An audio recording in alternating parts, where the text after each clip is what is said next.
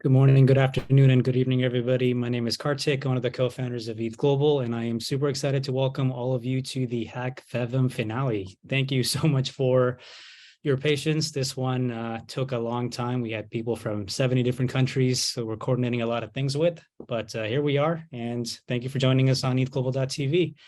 Everybody who is going to be on this chat, you get to ask questions, comment on things, and we'll be able to look at it, and then we'll also be giving out POAPs for everybody that participated on this live stream.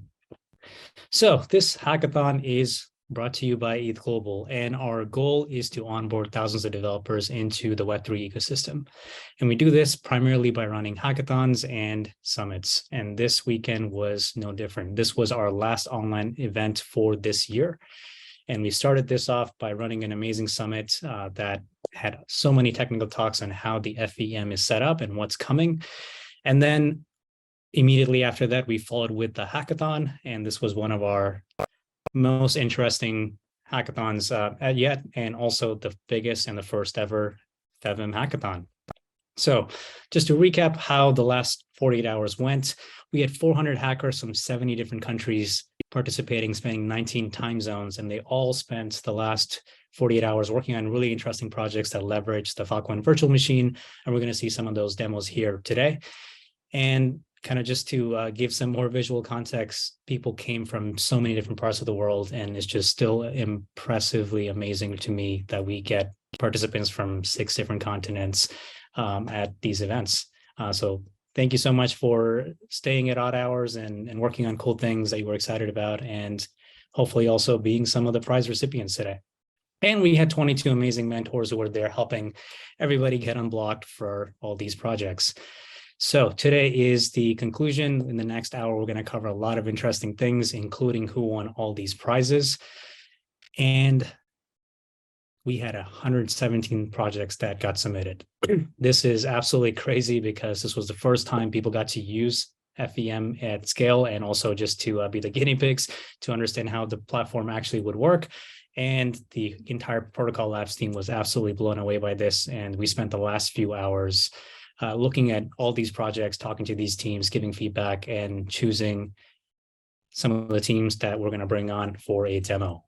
I want to give a big shout out to the IPFS and Filecoin teams for really being the MVP for this entire weekend. They were there answering all the amazing questions, making sure that everybody understood what they can and can't do, and more importantly, just giving the right feedback and helping people actually on board and get more help even after this hackathon.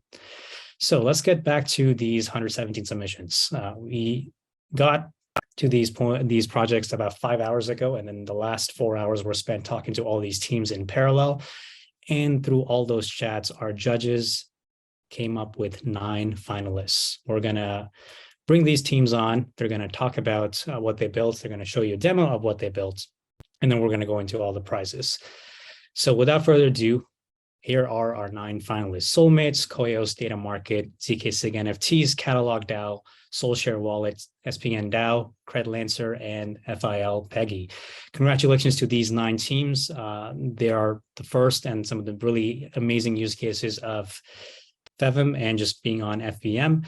And we're going to bring these teams on one by one, and they're going to show you what they built so all of you can see and check it out. A lot of them are also usable for all of you immediately after this, so we'll kind of go into that too. And before we kind of bring this on, I want to take a second to kind of really thank the 108 teams listed here. Just because you were not one of those 9 teams does not mean you were not good enough or there was something wrong with what you built. We were able to just only showcase a handful of these projects, and our goal is to really kind of highlight and bubble up some interesting ideas. And we really encourage all of you to continue working on this project beyond just this weekend. There's a whole program available for you to kind of continue this as part of a bootcamp and next steps. There's funding and grants available. You can ping any of us on the ETH Global team for any help or connections that you need to talk to anybody in the space. I want to make sure that you're there to kind of continue building on this thing, and want to make sure that we can help you get there. So please, please, please continue building these things, because what you're excited about is what the world will be excited about in 6 months from now. All right. And of course, for all of you who want to find out about specifics, each of these projects, you can see all of these things now on ethglobal.com/showcase. You can browse all 117 of these teams, see some videos to demos to screenshots to live websites and play with everything that came out of this weekend. All right, enough of me talking. Let's start with our first demo. Without further ado, I'd like to welcome our first team, Soulmates. Hello. Let's get started. Awesome. All right. So our project is Soulmates, and we became a little bit closer to Soulmates ourselves throughout the course of this weekend. And the project, Soulmates, is a soulbound token issuance engine that's built on FEVM. We decided to build this project because we know that soulbound tokens are an extremely important on-chain primitive for many critical use cases, especially as the narrative around decentralized identity and reputation has become increasingly important in the Web3 space over the last year. We also wanted to build something that we knew would be an important primitive and would be useful on FEVM and FEM day one, and that could support a number of the really amazing use cases that people were excited to build in this hackathon and beyond. To briefly touch on what we built a set of smart contracts. There were 17 files in total that touch on a number of different constructs, which Carson is going to show a little demo of and also talk about in a bit. We also built a front-end application for our contracts to interact with them, and also some additional Figma demos for how you might think about interacting with soulbound tokens at the application layer down the road. We wanted to make sure that we were focused in this hackathon and building something that was a really flexible and usable substrate, really focusing on the primitive layer. And we aligned on kind of a core flow that all of the soulbound tokens, which are sort of issued through the Soulmates protocol, sort of fall into. And there are these three steps: first, creating tokens; second, assigning tokens to other addresses, and that's kind of the first sort of assignment or transfer moment. And then after that, those tokens are no longer transferable. And then claiming the tokens that have been issued to you, if relevant, according to the rules that were set in place when those tokens were originally created. And now Carson's going to give us a demo of how this all works. All right, thank you for that. So this is our website. So we have this web app that was made with Next.js, WAGMI, along with other technologies we'll touch upon later. So first step, you have to connect your wallet and make sure that you are on the Wallaby testnet and you have some funds from the faucet. So we go to create if we want to create our first collection. And here we have a number of factories to choose from. Each one of these factories will have slightly different rules. For this demo, we're going to talk about the deal factory. So we set up the metadata we want, like a picture of this laptop case. This is the cool laptop token, for example. And then we create. Because this is a deal factory, what makes that unique is that the only people who can use this factory to create collections have to be the client of an active deal within the Filecoin on-chain API. So first step, we have to store the files to IPFS. And then for the sake of the testnet here, we're going to be prompted to create a deal with Filecoin, basically injecting into the mock API. After that, we can now deploy our collection. And this will take a little bit of time. So we're going to skip past that and go to the next tab, assign. So once a collection is on chain and finalized, you'll be able to see the ones you've deployed over here. So if you want to assign a token to somebody, for example, this one, you have to, you click on the card, and then you can assign it to any valid Ethereum address. And we assign just like that. Different factories might have different rules about this, but we'll get into those later. So now I'm assigning. In the pending tab, you can see all the assignments you've made. If it says assigned, you know that the token is in their wallet. Whereas if it says pending, it hasn't yet been claimed. And I've sent this to myself, so you can see that there. If we go to the claim tab, you can see the previous tokens I've claimed. And these are the ones available to claim. See, that matches the pending. And now I can click on this card and click claim. And that is the full flow. And now if we go back to assign, you can see a card has been created for the cool laptop data, and the IPFS hash came in. So that was our first transaction. It's all the way through. So that concludes our demo. Now back to the presentation. Oh. So the underlying contract architecture looks like the above. We're just going to focus on these three highlighted ones really quickly, because these are the ones that actually integrate with the Filecoin market API. Deal factory was what we talked about in the demo. And then in the demerit factory, we have this expired deal. This is a type of soulbound token that you can issue to people, and rather than them claim it, it's automatically claimed by the system if they violate a demerit policy. So the example we had here is if the person has an expired deal, bam, they'll be punished with this this demerit for it. So this is an example of what a demerit factory would look like. All of our factories have a create collection function that everybody can call. What makes the demerit factory unique is that we really tried to modularize it to make it reusable for multiple types of demerits. So you can just register a demerit through the register. And then when you call create collection, there's a demerit proper variable that you pass in to choose which demerit you want associated with that token. And this is briefly our front-end architecture. We built it using Next.js for the front end, WAGMI for the wallet integration and reading from the contracts, NFT storage for the IPFS storage, and ethers for the contracts interactions. Awesome. And briefly to just touch on, how this solution is different than more, standard SBT protocols. One of the things that FEVM and FEM really enabled for us was the ability to leverage Filecoin deal data in how we thought about issuing SBTs programmatically, and also the example that Carson mentioned as well, being able to issue tokens against the deal factory required this verification step that you actually were the owner or the client on the storage deal. So there's some nuances there to working with Filecoin. These are some examples of applications we had thought of how you might be able to use these in practice. So this one is storage provider reputation. The next is support for under collateralized lending protocols that might be built on Filecoin in the future. We also thought about education credentials and how these might look as well. We won't have time to play this, I think, but yeah. And then also thought about a number of different ways we could extend this in the future. And this is kudos to our amazing team. Thank you. Amazing. That was that's a lot that you did in 2 days. I hope this becomes more than just a hackathon demo. This is really cool. Congratulations. Thank you. All right. And with that, we are ready for our second demo. So without further ado, I'd like to welcome Koios. Hi, everyone. I am Koios, solo hacker here. I'll share my screen. What I created was sort of a three-part demo. One is what I really thought about was data DAOs.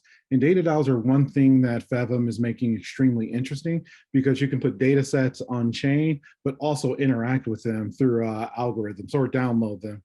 But one thing I'm interested in is always on the consumer side. So it's great to have all of these DAOs, but what other types of DAOs can we have to have really consumer adoption? So the first step is creating a DAO. And so investment DAOs obviously is what a lot of people think about, but also research DAOs are another thing. Imagine if you can have a professor in Chicago coordinating with professors all around the world in South Africa and China, sort of working together from that same data set, creating algorithms, things like that, and maybe working on the commercial side with people who create algorithms. I also thought about gaming and sports DAOs. I'll show one a little bit later from Clash of Clans, but there's a ton of information that's needed in gaming and for professional sports that people use to sort of win championships. So how will this improve gaming in the future? I think that'll be an interesting set of DAOs. Another one that very few people think about when we think about blockchain, but is huge, will be hugely important in the next 5 to 10 years, is in real life retail. Imagine if a retailer in New York could get data and use data from Shanghai without actually having to go through a large organization. It's very decentralized. All they have to do is join a DAO. And lastly, philanthropic. So this isn't the only things that you can do, but these were sort of 4 or 5 categories that I thought of at this moment of like some great DAOs that you can create through this app. And so next we'll look at our marketplace.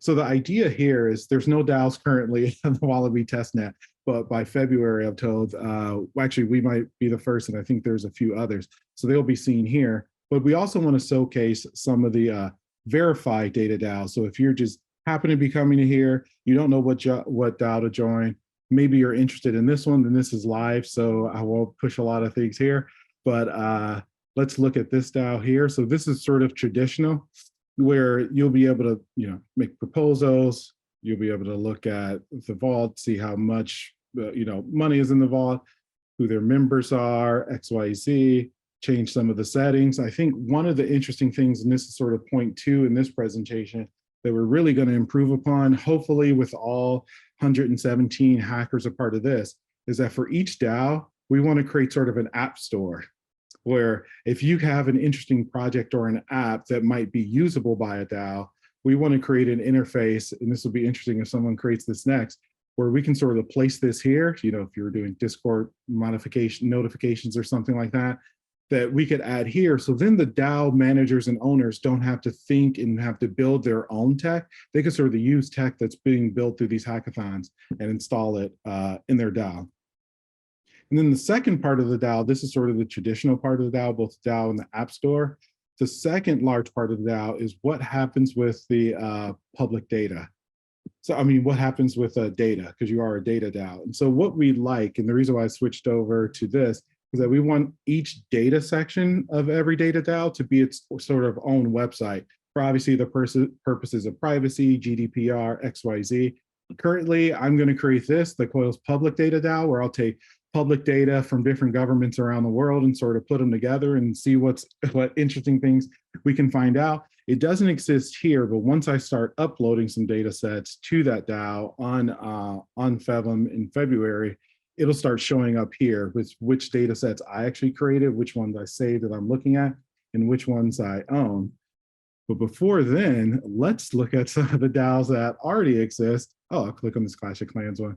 That already have some funding. It should give me an error because I'm on Wallaby testnet and not Polygon. Should happen at some point soon, but yep, there we go. And then, so what you see here is tons of the data about the DAOs, what type of DAO it is, what labels they have. You get to see some of the pictures, some of the conflicting data. So before you buy it, and this is on the public side, you'll be able to look at a lot of the different use cases, XYZ. So let's now go to the last part, which is within your DAO, how do you create data? And so what we thought about, we isn't me, thought about for Koios, but I'm thinking ahead of time, is what we'll do is each data piece will become its own NFT, and then that NFT will create tokens that people could buy to access the data. So let's say if I was creating one here, I could go through, call it like US Fortune 500 data, the coolest info about the largest companies, and then I can put me, and then I'll tag it as finance, and we have a few things there, terms and conditions, and then I can keep going, and so on and so on. This is the most interesting part I wanted to get to here, because what happens is at the last page, I created the metadata. Here I actually create the token. I say if it can be downloaded or computed. I actually put in the file. I'm going to go back for a second because this is live. Not only can you do a data set, but you can also create an algorithm. And I think this is actually a huge part of data DAOs coming on the FEVM network, is not only can you just see data sets, but maybe you have a data set, but you don't have an algorithm, or you don't have a computation or some formula. You can purchase someone else's to use. And lastly, sort of pricing and things like that. The last thing I'll show before I get off, because I think it's already been 5 minutes, is in the beginning, when we're looking at these data sets up here, this is all live. These are all the networks. I happen to be on Wallaby. As I sort of take these away, you'll start to see everything change. So this really shows how this can be sort of cross-network, cross-chain, but able to have all of these DAOs sort of working together. So we're both a DAO marketplace, an app store for data DAOs, and then like the actual data set and algorithm marketplace. So thank you. That's Koios. Amazing. That was that was a lot of stuff. I'm still 2 for 2, super impressed with how much people can do in 48 hours. This was really cool. I think we have a pretty active theme here for the rest of the demos on just leveraging data DAOs. So seeing this massive aggregation and factory makes it a lot more easier to work with. All right, time for our third demo for today. So please welcome Chris from Data Market. Hey, everybody. My name is Chris, and for the hackathon, I put together an app called Data Market. Now, some of you might be familiar with like existing data marketplaces, data exchanges where you can share and purchase data with other parties. Now, the problem I have with this is that this platform is very centralized, and you more or less have to either agree to a long-term agreement where you're paying pretty much regardless of your usage amount, or you're sharing your data with this party who, you may not necessarily know what they're doing with it.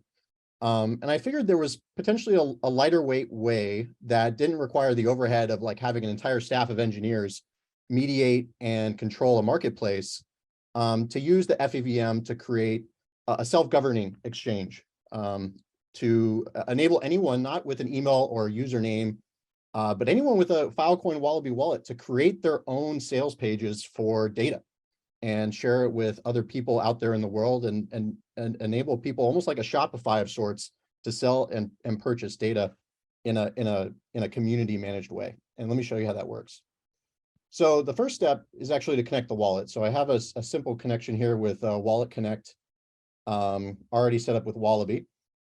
Hopefully that works, all set. And once you're connected, you're more or less able to authorize a transaction to create your first data listing. And I have some example values here, but this could be just about anything that you want to sell related to data on the Filecoin network. So let's just say I had a Boston phone number data set with 500 rows of names and phones that someone might want to sell in the marketing world. I hate this. I don't know if other people hate when people sell your cell phone numbers, but there is a market for being able to commercialize data, not just for this, but for training sets and AI as well. So let me show that example. So in this case, I have just a simple phone number CSV, but this could be any data, any labeled data that I want to sell. The way that works is you create the data market request, and there's two steps that happen behind the scenes. First, the data set gets uploaded and registered with IPFS Filecoin. And then the second action here, which admittedly might take a little bit of time because it is on the testnet, is actually deploying a contract to represent the actual hosted page that you will share, that you could share with other users out there in the world. So it uploads the data, creates a CID for that. It deploys a smart contract, which contains logic for both accepting payments and doing escrow for people that purchase your contract. And actually, there's a mechanism as well. If people go to your page and start flagging it as being an illegitimate data set, the contract won't release funds to the owner of that page unless they get 3 successful sales. And then once the third sale goes through and there's no additional flags, you'll continue to get paid for the data set that you uploaded when people come to that page. So I have an example one already here, but let's see if that one confirms. So when that confirms, you'll get taken to a success screen just like this. View files, view created contract, and view listing page. We have a simple contract that gets deployed to Wallaby. And we have a data set available for purchase. Yes. So that gets refreshed with the contract. So every contract creates its own listing page, and this data gets pulled from the contract and hydrates a view here. So as a user, I can actually do two things. I can either flag the listing, so I can say, this data sucks, and then submit a transaction to more or less that smart contract, and it'll increase the flag count. The other action I can do is if I want to buy it, go ahead and agree to those terms and pay the 0.01 TFIL and buy that data set. So when I buy that, purchase gets registered, I can access the data set contents, or I can view the transaction on the Explorer as it's happening. So this is still pending, but now I have access to the data. And so in essence, this data set is open. So folks right now could, in theory, guess this CID. So this is something that would need to be resolved about how do you secure data sets. But I don't know if people are out there just guessing GUIDs all day. Maybe they are, maybe they're in programs, but this is more or less, you would not find this URL unless it was shared with you. And then you could see that phone CSV file and be able to access it on your machine. Lastly, for every contract that gets deployed, you can actually come back to the app and look up history against that contract. So I just bought it, and you can see here, I did 1,000, or sorry, just a large number of, I think this is 10 to the 18 of, or the TFIL purchase from this translated address to the other address. And yeah, I mean, once you get three purchases, you're all set.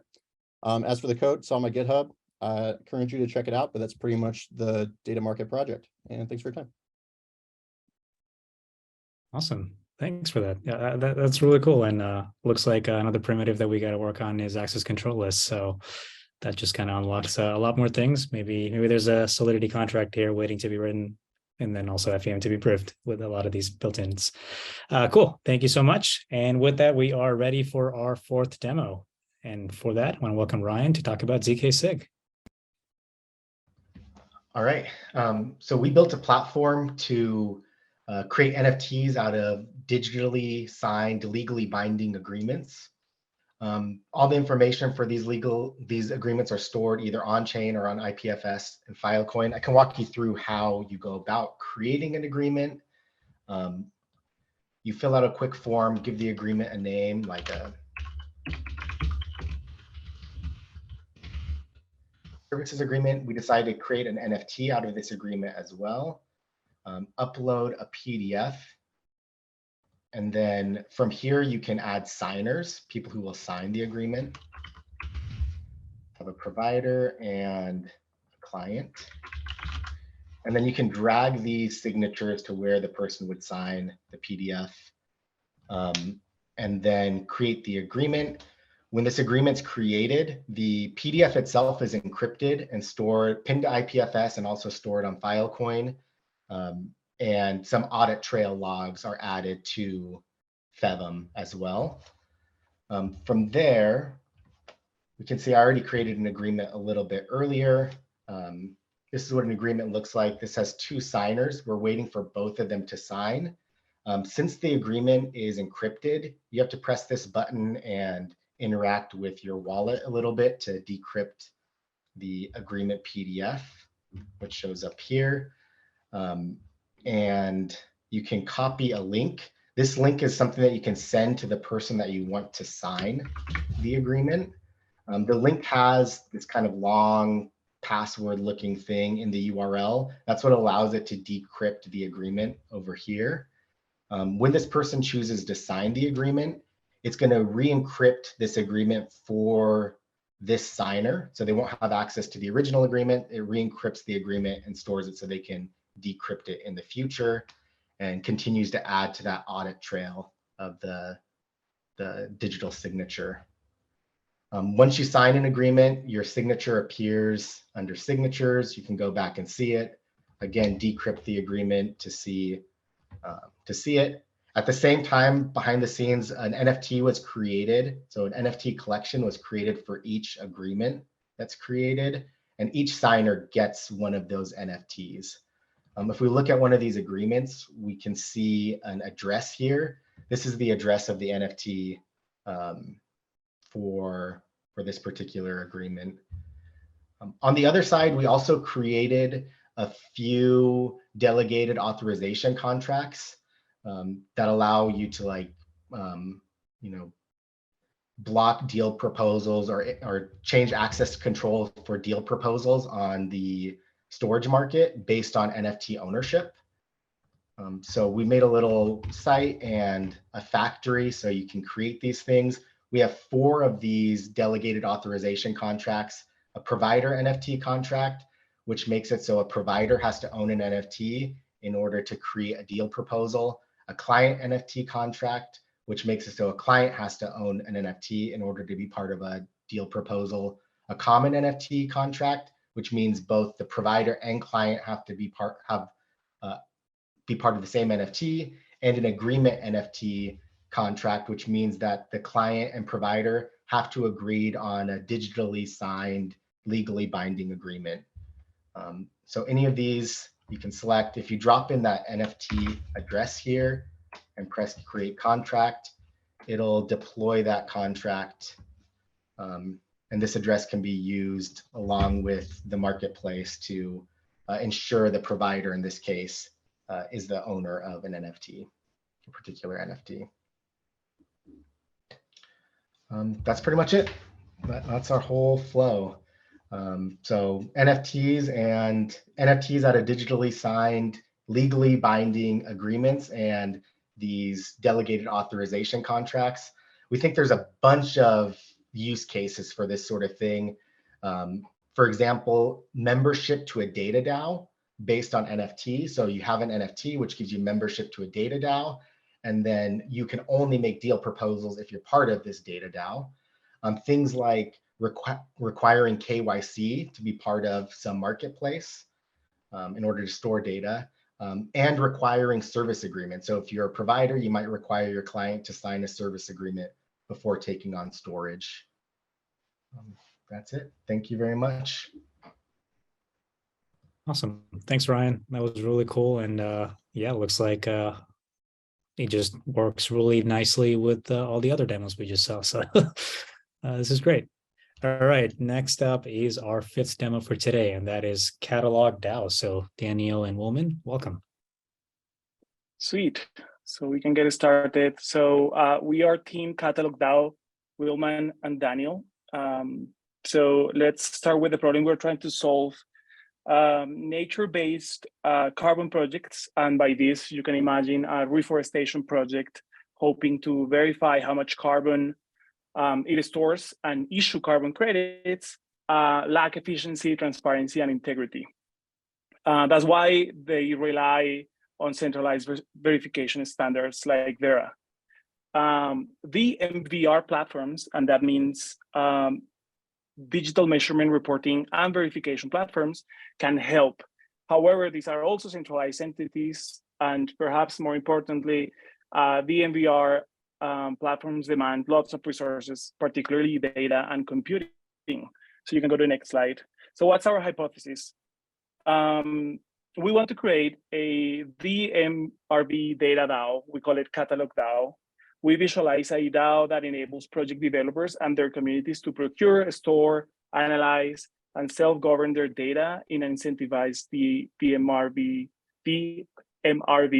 platform. So how would it work? So for this version, we think that members or potential members pledge their funds in exchange for a fractionalized NFT.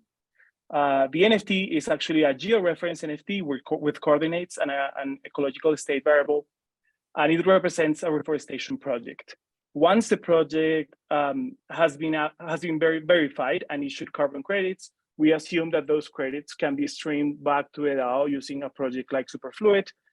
The CO2 equivalent tokens are basically the DAO revenue, and it's what we use to incentivize all the DAO activities and work. Anyone can provide data, which is voted in and curated by the members of the DAO. This data gets stored using FEVM. For this hackathon, we create a simple DAO contract that lets the DAO decide on what data gets stored, complete with storage deals and storage deals verification. Data from off-chain sources like satellite data, LiDAR, and other types of sensors will be ported using Chainlink, a Chainlink oracle, and stored in NFT storage. CO2 equivalent tokens can be used to fund storage and data inputs. Then the DAO can incentivize scientists and researchers to leverage the data and submit computing jobs. We use Project Bacalao for this. Computing jobs and data produced by those jobs can also be stored and funded by the DAO. Finally, we think that a solution like this can reduce the cost of verification and monitoring for carbon projects and truly create a platform that empowers and supports local development projects. So with that, I will pass it to Will for a demo. For this weekend, we focus on building the data DAO. So we're going to go through the steps of the data DAO. So first, we're going to submit a transaction to the DAO, and this is the CID that I, as a member of the DAO, want to submit, and this is the site of the CID that I'm going to need. So we're going to go through all the process of the voting mechanism of the DAO. Then we're going to simulate being the storage provider. When the deal is out there, and storage provider will take the deal and accept it. And then we will verify that the CID is indeed stored by a certain provider. So we have I have deployed this the contracts, that is basically the catalog contract and the market API just to do some demos here. I deployed it into a local network in order for it to be faster. So the first thing that we're going to do is this DAO right now, it just has 2 members and only requires one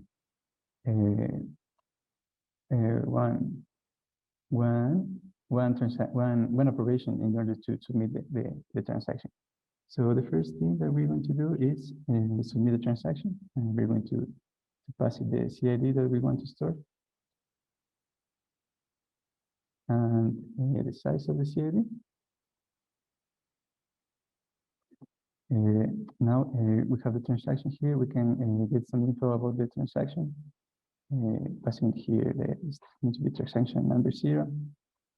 That here's the CID that we want to store, the size, it was executed, it's not executed yet, and the number confirmation. So right now, if I try to execute transaction number 0, I won't be able to do it because I need first the DAO first need to confirm that wants to store the CID. So a member of the DAO comes here and say, okay, I vote for this transaction 0 to be stored. So with that, we have now one confirmation, and we're good to execute this transaction.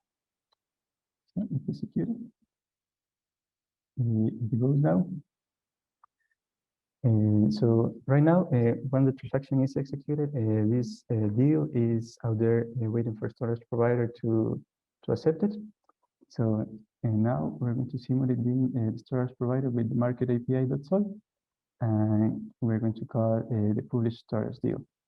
So the market API is going to need a data structure called CBOR that basically is a kind of a compressed deal that has all the information of the deal, the provider, how long it's going to store it. And so we're going to copy this one and this here. And the Kali is going to be the client, that in this case is going to be the DAO. So let's copy the address of the DAO. Pass it here.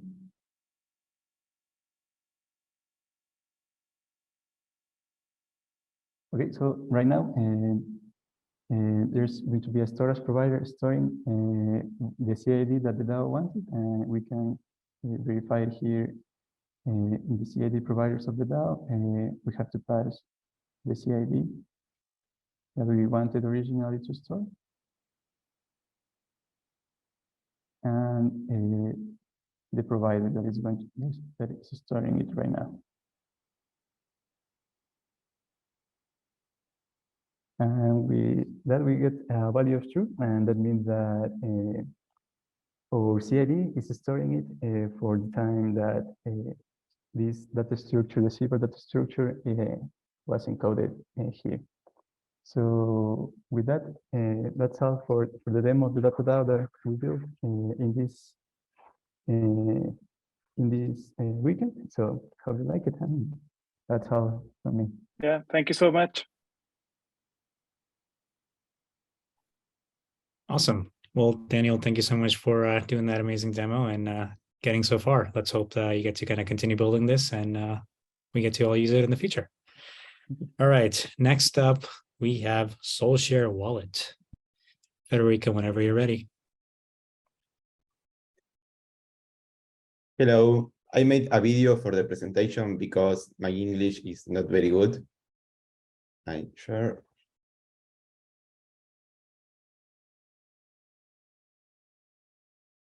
Hello, everyone. We are the Soulshare team. My name is Federico Lotterstein. I'm a full stack developer, and this is Gloria, my community dog friend. Are your tokens safe? No.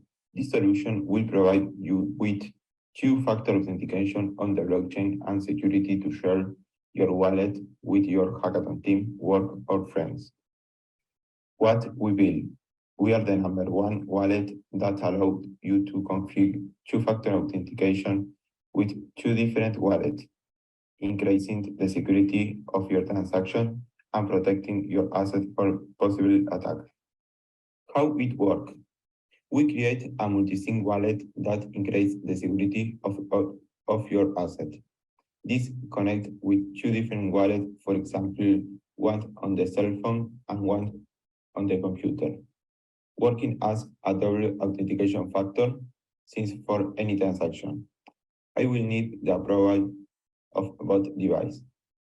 In other words, in the event that our cell phone is stolen and they want to access our wallet, they will not be able to steal the funds. Another use case is, for example, in a hackathon, where an always is received, each member registers their wallet, and when withdrawing the funds, they will need the approval of the team to carry out the transaction.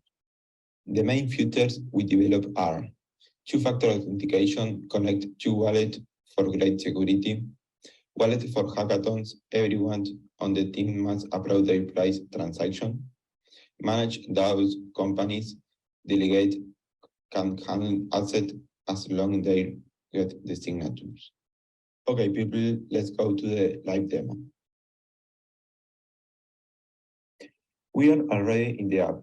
The first thing we are going to do is send some money to the address of the contract. You can already see that the funds have entered.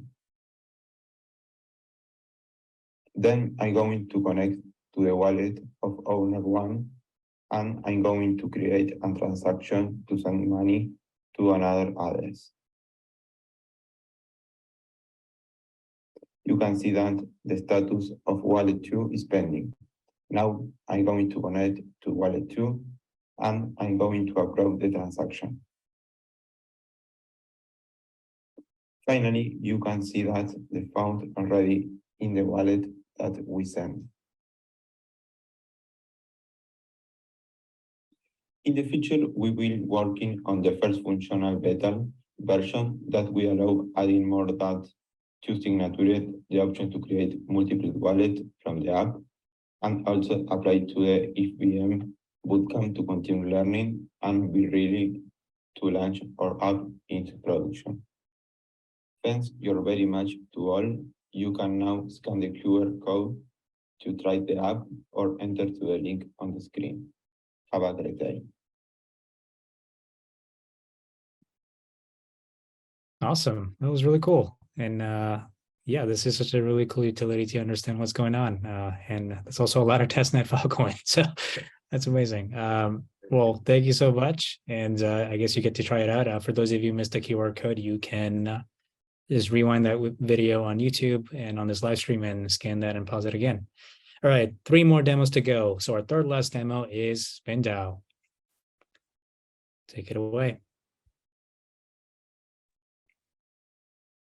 Hi, everyone. Excited to be here. So we're a team of 5 across 3 time zones, and we would like to welcome you to Spindao. John, could you switch to the deck, please?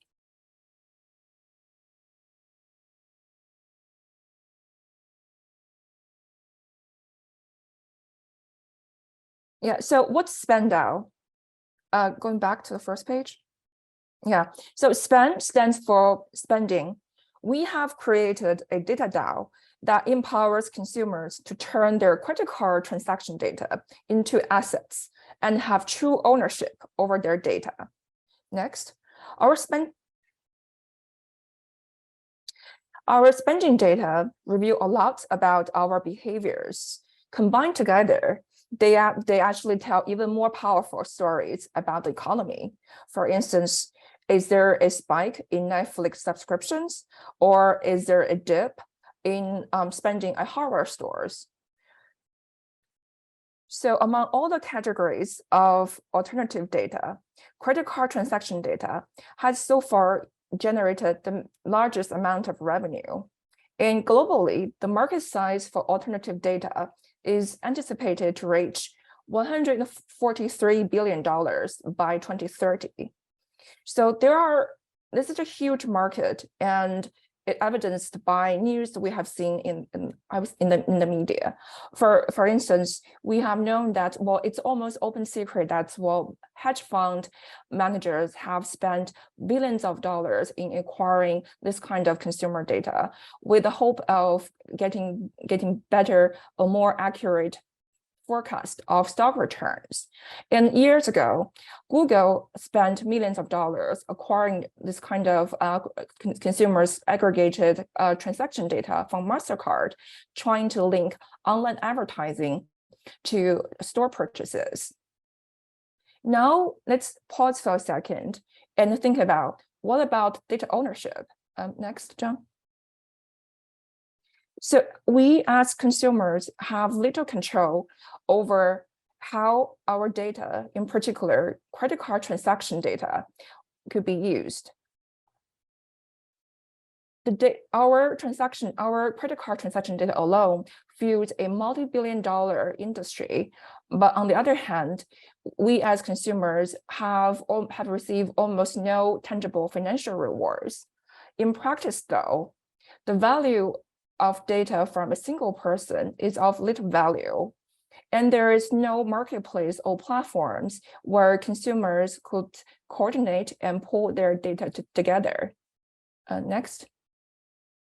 And this is exactly why we have created Spindao. For this hackathon, we have the first product we have released is a DApp that's built on the FEV chain that facilitates the creation and operation of a data DAO. I'm going to hand over to John for a quick product demo. Sure. Hello. So this will be pretty quick, but someone mentioned earlier actually about the SIDs and how we needed to keep them hidden. So we originally wanted to use Lens protocol. That didn't work out. So we went ahead and used Pinata. So this is going to be a really quick demo. So there's two sides to our portal. You can either be a user or an admin. The users are the people selling the data, and the admins are the people paying you for the data. So let's go ahead and sign in. All right, and so this is where you would upload your data. For now, we just have a standard test CSV. And then once that data is it's uploaded to a private cloud in IPFS, and then we get that SID back, we can go ahead and mint the token.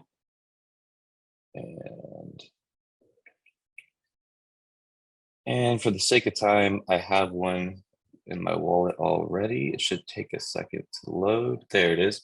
So what's cool about this is it's almost like you're leasing your data. So let's say I don't want to give my data out anymore. I can just go ahead and burn it.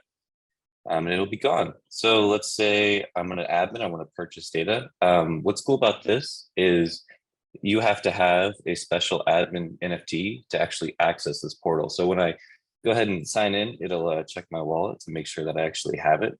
Then it'll go through and it'll pull all the data. It's really messy right now, ignore that. This is what it would look like if it was nice and clean. So you could go through, select the data you want, and you could decrypt it, and then you could take a look at it. And then when you're done with it, you just give it back. Yeah, that's about it. All right, back to the Google slide, please. Yeah, thank you, John. So to conclude the product demo, here are two mockups of screenshots. So the first one is a dashboard for end users / DAO members. So any existing DAO member could reconnect to the DApp, and they will see the balance of Filecoins that they receive from the DAO treasury as rewards for contributing to this data economy. And there's this red button here. It's so this one is this is a burning mechanism that allows DAO members to burn their Soulbound token and exit from the DAO. So this is to comply with data privacy regulations such as GDPR, allowing users, giving users the right to be forgotten. And the second screenshot is just a mockup of shows what kind of analytics we could create from the data, aggregated data. For instance, for this one, we have realizations of monthly spending by category, and then we could easily see some trends here. Next slide. So we're really really proud of what we have built over 48 hours. And beyond the hackathon, this is what we have in mind for a product roadmap. So the first will be secure proof of personhood to mitigate the risk of cyber attacks. And in terms of encryption, we considered lead protocol or Medusa. So those two solutions are not available on FEM yet, but once they're available, we plan to implement them and to replace the Pineda submarine mechanism with those SDKs, and to have better governance, on-chain governance for the DAO. We plan to first deploy Genosis Safe on FEM so that we can store the admin NFT security in multi-sig and to enforce majority signatures for decryption. And we're also going to fork and build out voting contracts on FEM, and also to make this data economy that all the DAO members share. We want to make sure that the metadata tied to the Soulbound token is upgradable. DAO members could come back and upgrade or refresh the data that they want to contribute to the organization. And also, for sure, confidential computing it can be very valuable. And next. So we also consider multiple revenue streams and business models. The ultimate goal is to grow the DAO treasury so that we can continue redistribute the revenue among data contributors. For instance, DAO members could come together, form sub-DAOs as investment clubs. So just imagine all the degens on Reddit, on the Wall Street Bets forum on Reddit coming together and joining Spindao. Imagine what's going to happen with that. And also core contributors of the DAO could work together in creating analytics reports and services that they could monetize from. And also we can create time-based NFTs as subscriptions that generate recurring revenue for the DAO. So this is the end of our presentation. We're really excited about our vision and our product, and we invite you to join this movement and this ecosystem that unlocks the value of your data. Yeah, thank you. Amazing. Thank you so much. That was a really cool demo. And yeah, such a well thought out sort of plan on just making that even more integrated with existing ways that data works. This is great. All right, 2 more demos to go. Next up is Cred Lancer. We're going to get the team up just in a second. And whenever they're ready, feel free to get started. There we go. Yes, we're ready. Let me share Awesome. my screen.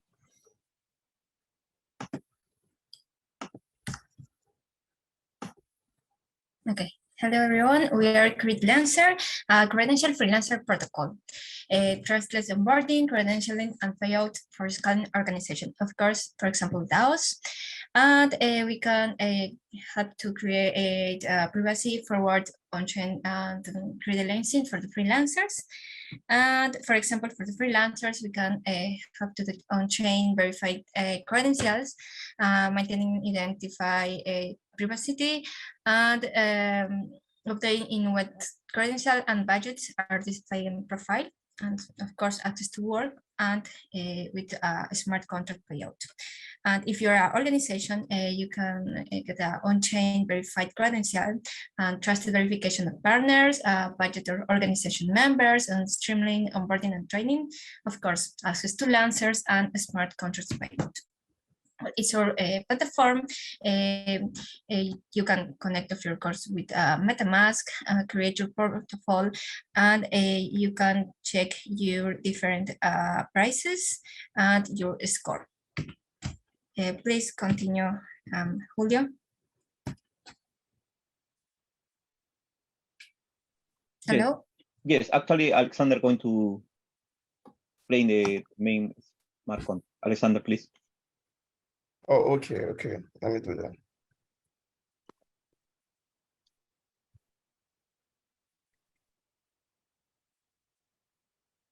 I hope you guys can see my screen now. Can you guys see my Personally, we cannot. I don't think the screen share is happening, so we want to give that a shot one more time. Okay.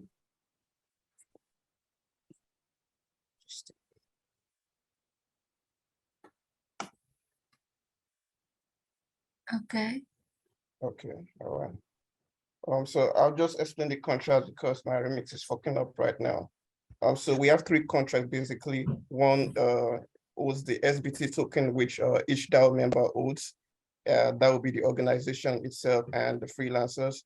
And then we have another contract for the Geeks Marketplace where the organization can list the jobs or the gigs that is available. And then the next contract is for the freelancers to apply for gigs themselves. So basically, the SBT token is basically a soulbound token which each DAO member owns, and then that serves as a badge for the freelancers themselves. So each time they complete a task, the organization gives them a badge which they can effectively burn. And then we have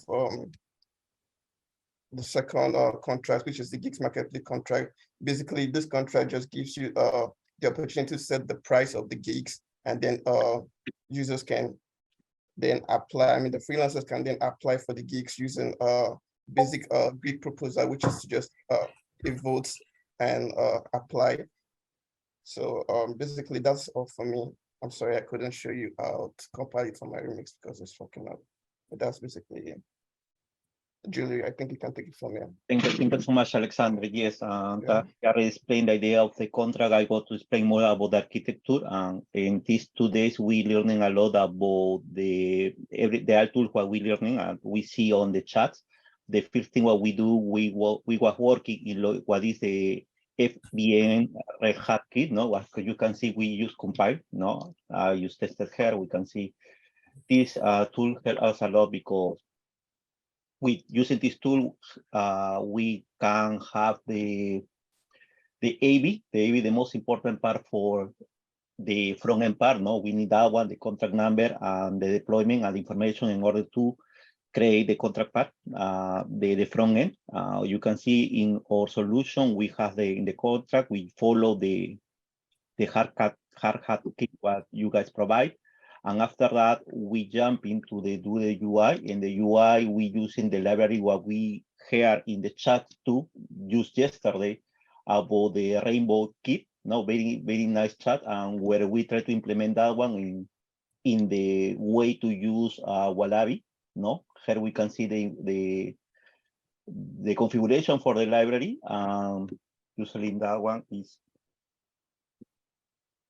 you can see here, we used to run the application.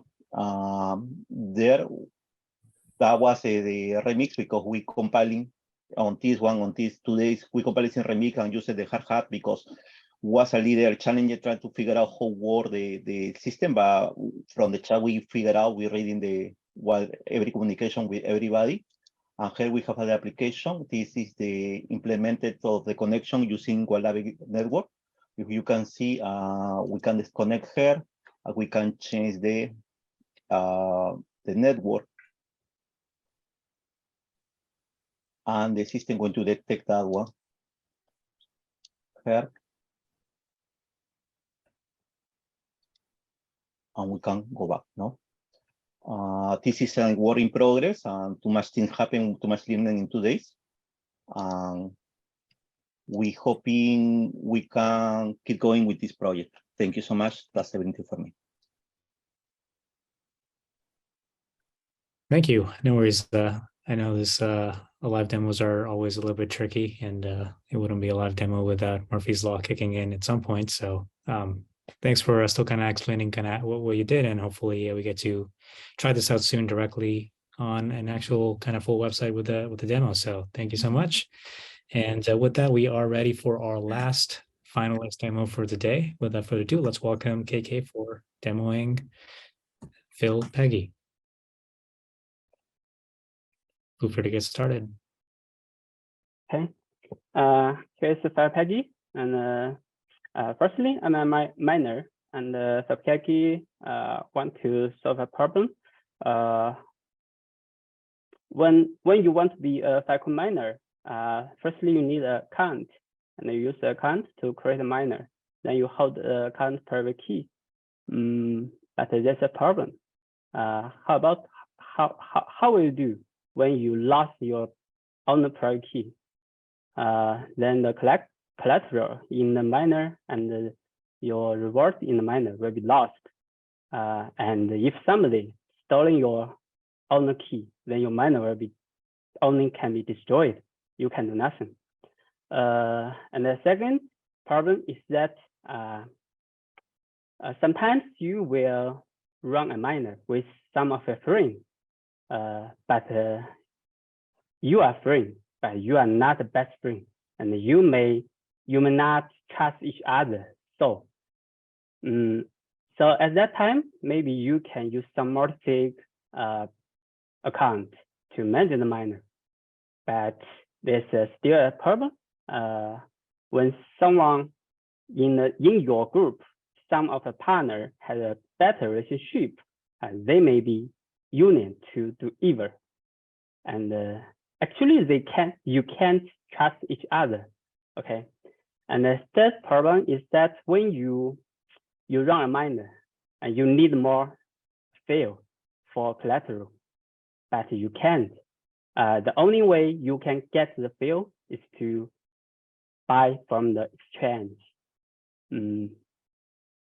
But somebody hold the field, but don't have the technical to run a miner, and they want to find somebody to run a miner for them.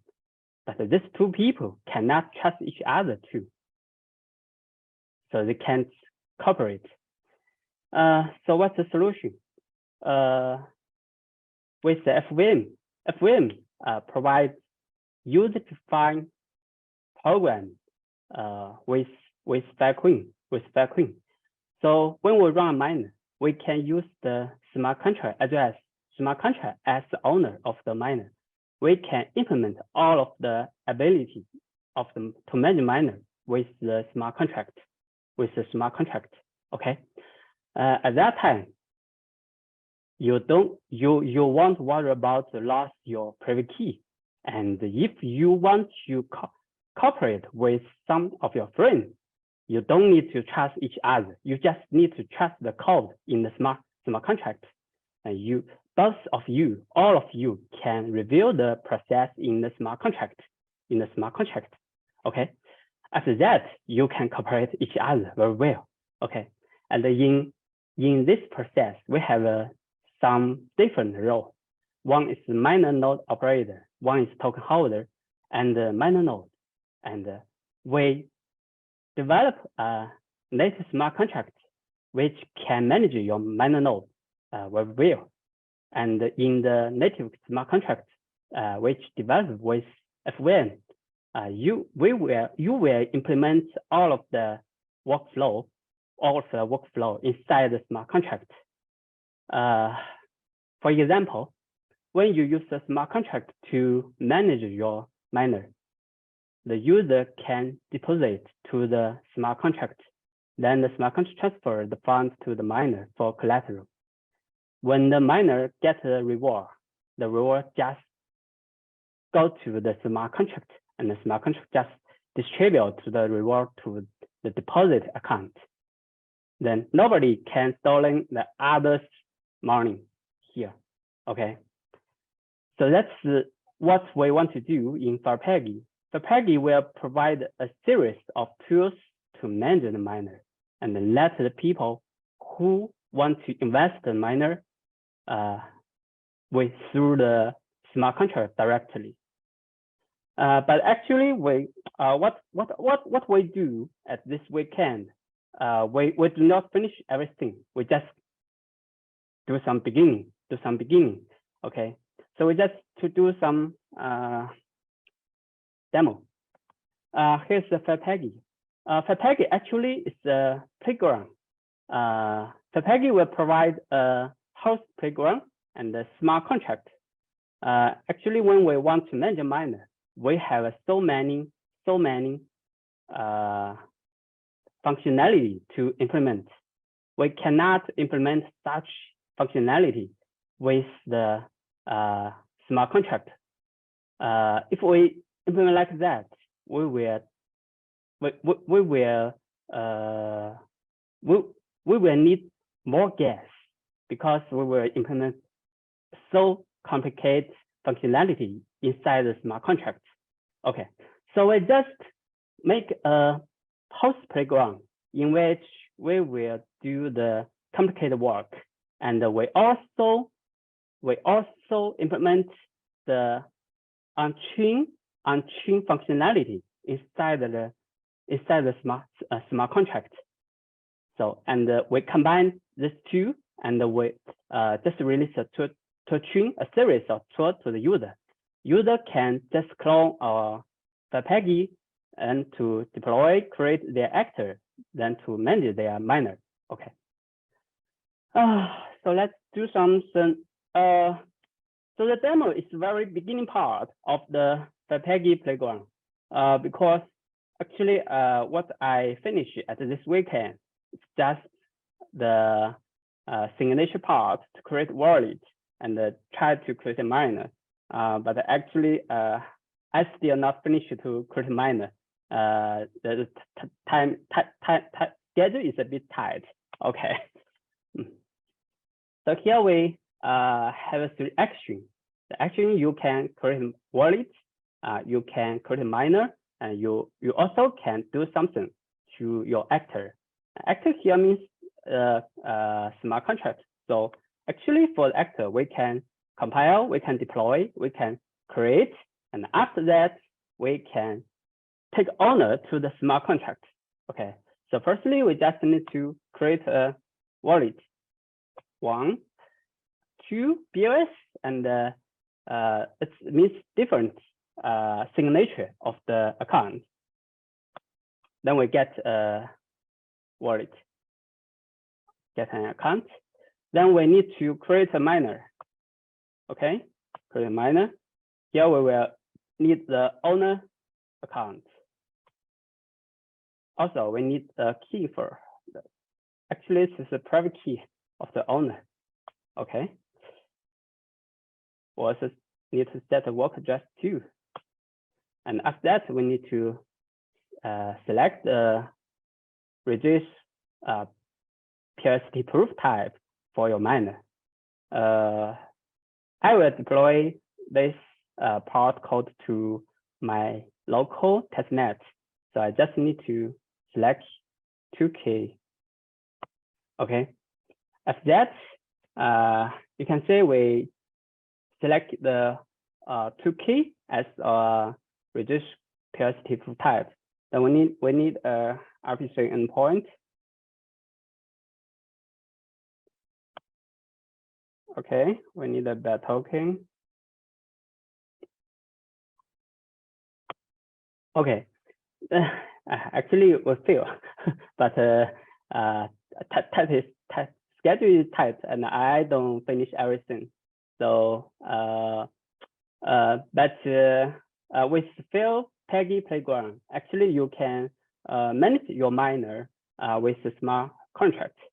Of course, the smart contract is based on FEVM, and you use the ability provided by the FEVM, like storage power actor, account actor, miner actor, to create a miner and manage them.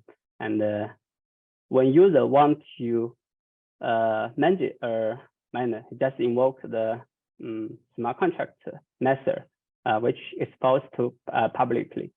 And when user want to invest in miner, just want deposit to the smart contract, then just wait for the reward to his deposit account. Even the creator of the miner cannot modify the beneficiary or distribution of the reward in the miner. Okay, and after that, the amount of the user take part in the smart contract could be minted to be an NFT, and the NFT could be transferred to another user. Then another user can take the beneficiary from the miner's reward. Okay, thank you. That's my demo. Thank you.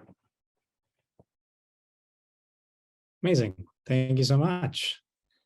I know there was a lot of things that I know you were still trying to make work in given the short time, but the last two projects are I'm an early really look. sorry with my poor English speaker. Oh, you did great. And this is an early sneak peek on DeFi on FVM. This is just really exciting. So congratulations. Yeah, it's really a new lending mode to connect the token holder and the Filecoin miner, and to let the token holder to get a reward from the Filecoin miner with minus future reward. Yeah. Awesome. Well, congrats, and thank you so much for being our last demo of the day. Thank you. Thank you. Mm-hmm.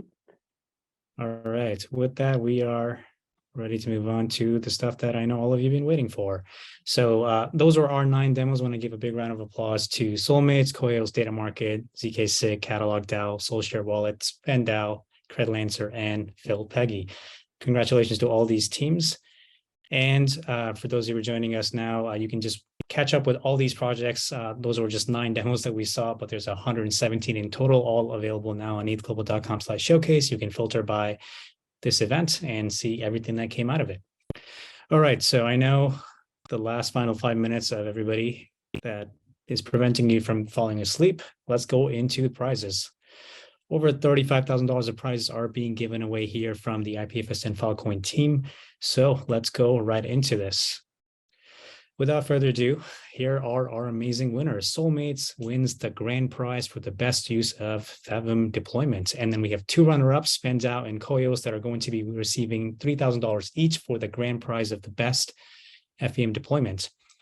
I know there's 10 more prizes for the pool category. There's 10 teams winning $500 each, but it was not that easy to review 117 projects in 2.5 hours.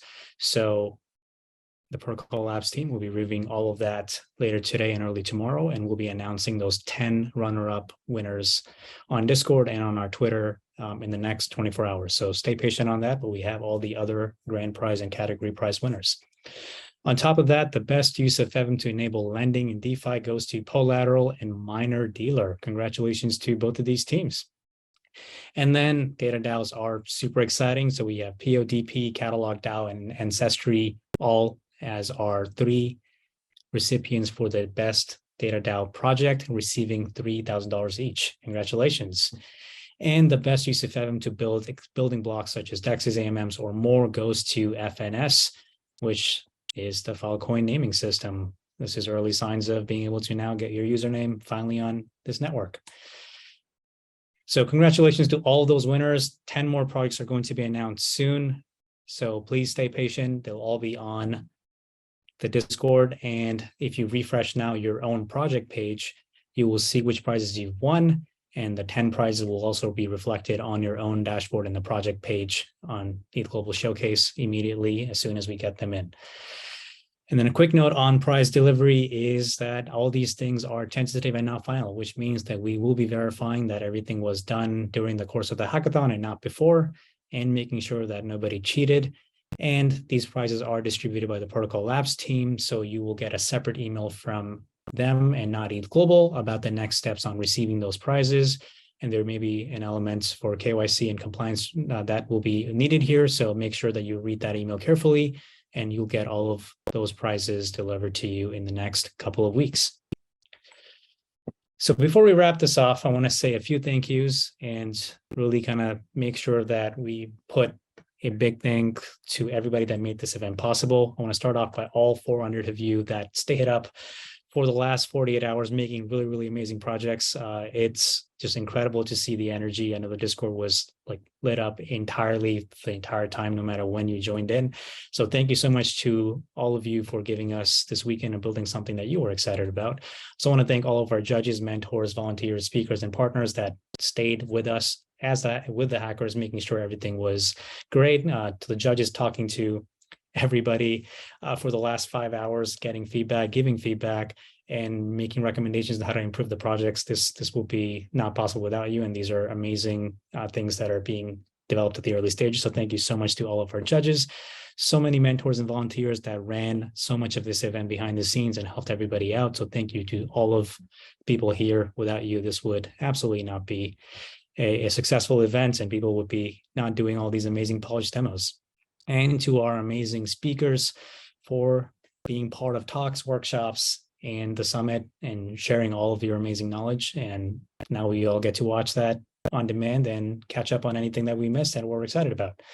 And all of our amazing partners from the Protocol Labs team, thank you so much for working with ETH Global to really make this event an incredible success and being the first FEVM hackathon out there and giving people an early access to all these things.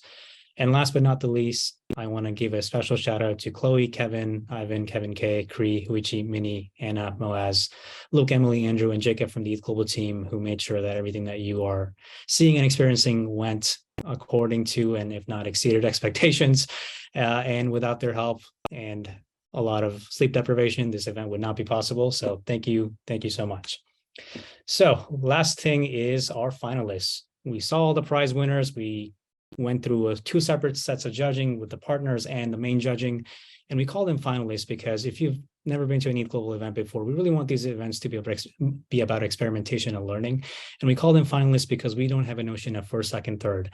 Anybody who presented here today officially is a first place winner. And as part of that, all 9 teams are our winners for this hackathon. And for being that finalist and a winner, ETH Global will be giving 700 USDC per member on each of these teams. So congratulations to everybody here who demoed, in addition to all the amazing prizes that all the teams won.